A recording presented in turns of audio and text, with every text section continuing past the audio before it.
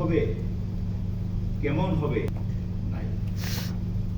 আমাদের নিজেদের বিবেক এবং শক্তি, আমাদের ঈমান এবং আমাদের শেষ অবস্থা আমাদেরকে যতটুক করার সুযোগ দেয় ততটুক আমাদের করতে হবে।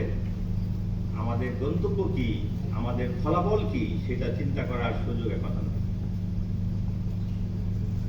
আমরা জানি যে হতাশা ছাড়া বাংলাদেশের মুসলমানের ভাগ্যে পড়ালেখা, চারদিকে দৃষ্টিপাত, ঘটনা প্রবাহ, এগুলি দেখলে হতাশা ছাড়া কিছু চোখে পড়ে না।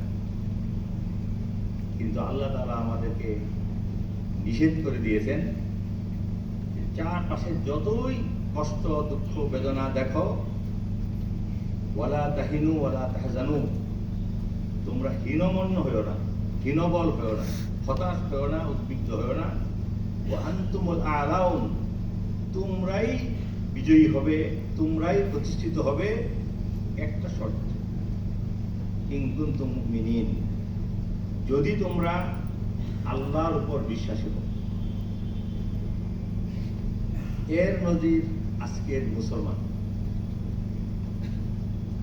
বাংলাদেশে খ্রিস্টান রাষ্ট্র হবে, এটা ১৫০ বছর আগে চিন্তা করা হয়েছে